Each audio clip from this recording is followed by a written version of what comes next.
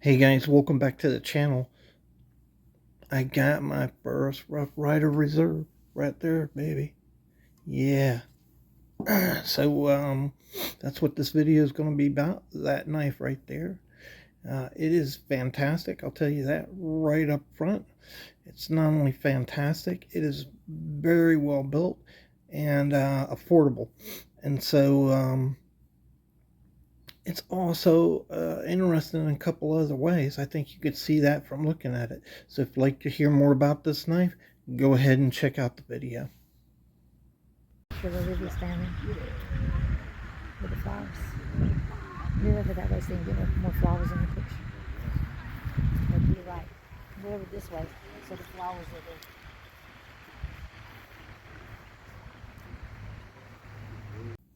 All right, welcome back to the Fortified Castle. Hi to all my viewers. Bonjour, Provet, Guten Tag, Hola, Ciao, Konnichiwa to my foreign viewers. And today we're going to be talking about this knife right here. So we'll get right into it. I think you can see it's a pretty big knife.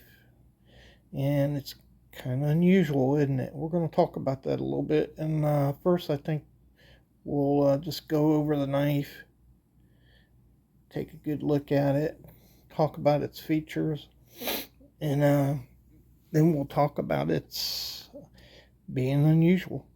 So that knife is 5 3/8 inches long, and I think it's advertised at 5 1/4 inches. Not quite 5 1/4 inches, but this is a pretty big knife right here. Uncle Henry model 227, and you put it right up there and you can see they are almost exactly the same size. That's a pretty big knife. This is a Almar Sear 2020 big knife. This is a big knife, and you can see it's actually bigger than the Sear 2020. And just for fun, let's go ahead and put the Adamas up there, and it's bigger than the Adamas, Benchmade Adamas. So it is a pretty big knife. Let's go open up a 227, Shred 227, and we'll open up this knife, put them on the edge here,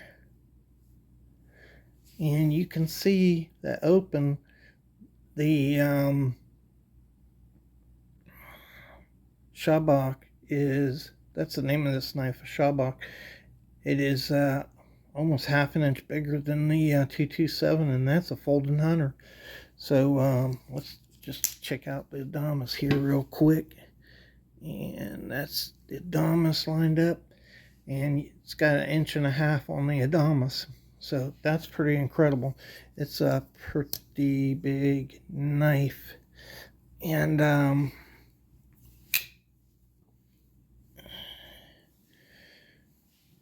let's look at that blade geometry,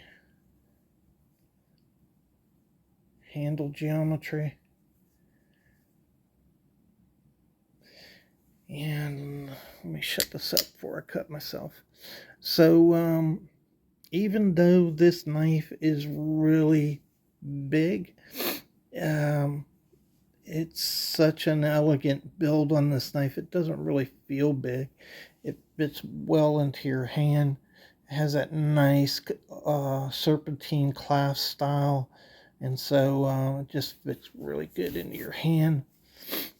And I'll just put this, that's the reason why right there. So you can see it's about the same style as a Texas toothpick. They are a little different though. And one of the reasons this is so comfortable, if you look at this, even though this is the same size, it's quite a bit thinner. than your folding trapper. And even if you take a regular trapper, oh no, my prop is destroyed. Okay, there you go. Even if you take a regular trapper, it's thinner than a regular trapper. So it's a little thinner, and I think that's what makes this large size a little more manageable. It fits in your pocket really easy. It's not really an issue, but it is very comfortable in hand, and you can see right there. And that's because that end just tucks right into your palm. Your finger fits right up in there, and it kind of dips down a little. So you see, it bends over, dips down low, and you got a nice little hold here on the bolster, is formed like a crown. It gives you almost a tactical grip there. So this is not a new style. It is a navaja design, and I'll show you a couple pictures up there right now of navajas, so that you can see this is that's what this is similar to. Um, it can also be similar to a Leol knife, but the blade geometry is Navaja, so it is more similar to that old Spanish knife. So let's look at the. Well, let me go over the description of the knife. So it's 5 3/8 inches long. That's how I measure it, and you have a class banana style knife with micarta, beautiful micarta there. Let me get some more light over here. Oh, there we go. Yeah, beautiful micarta there. And then you have a spacer, brass spacer with a black accent micarta. I think that looks pretty good. You have 3 threads on the bottom bolsters, 3 threads on the top bolster. We already talked about its crown type design. Kind of gives you a little hilt there. Have brass liners on this. Just look at the back. Really nice. There is just, man, I'll tell you what, it's hard. It's even hard to pick up in here, but there's a little tiny bit of gapping right there. I don't know whether you can see it. You can't see light through there, but it's really hard to notice just looking at the knife. These are nickel silver pins in this. Nickel silver bomb shield. Stainless steel bolsters. Brass liners in the back. Right there. We'll take a look at the blade. You have a nice Navajo style blade. Nice belly to it.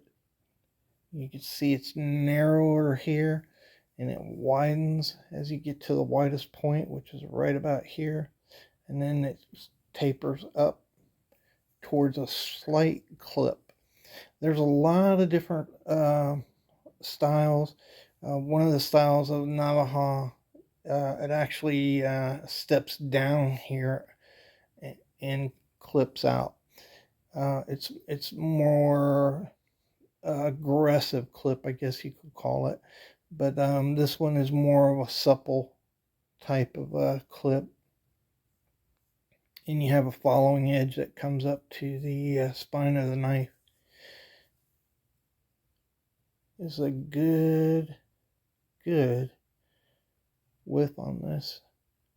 Comes to a nice sharp point. The knife came razor sharp. It has hair cutting edge on it all the way through. Front, wherever you try it, it'll shave hair. It's a D2 blade, RRR 025, made in China, and has a stop pin. You can see the stop pin in there.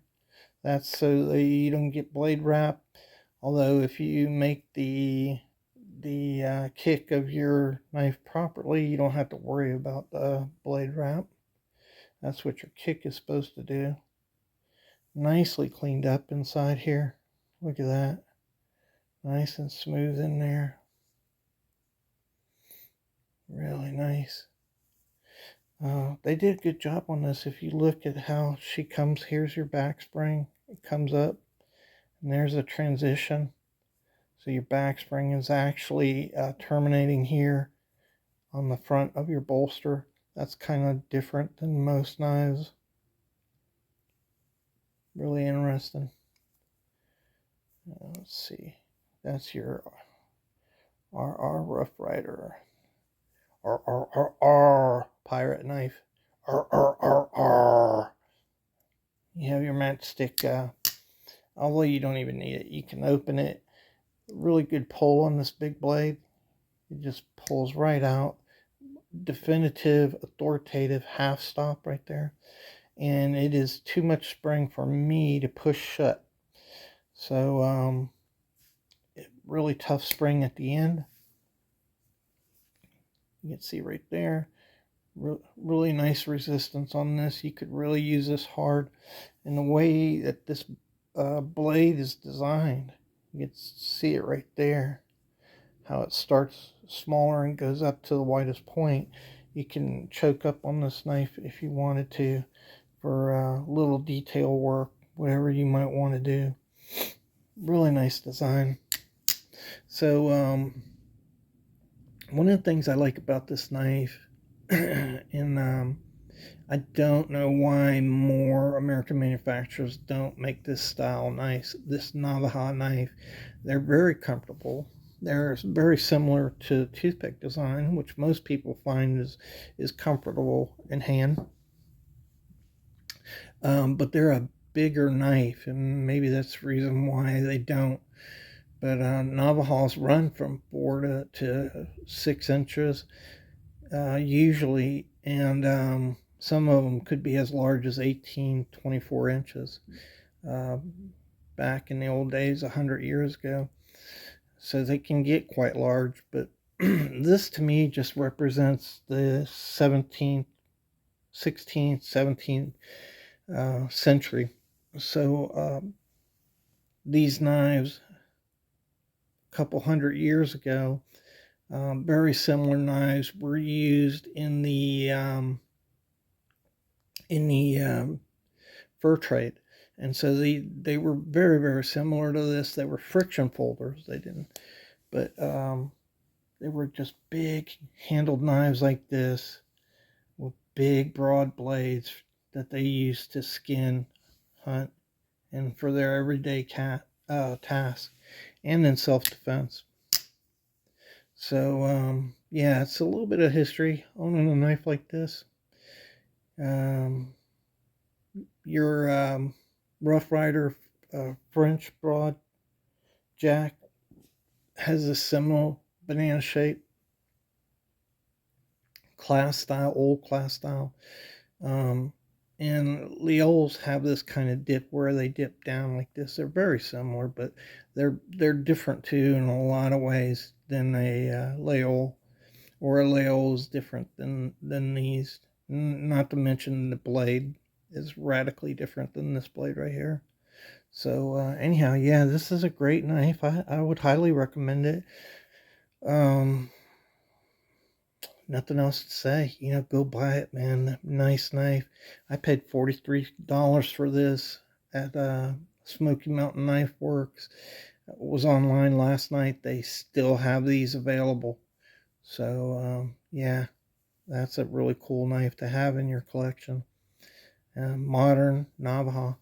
I think Frost made a Navaja, but I haven't seen that. Probably Tobias Gibson would be the one to talk about that. I'm sure he's probably got one of those Frost Navajas in his collection. All right, guys. Thanks for watching. Really appreciate y'all. And have a great weekend.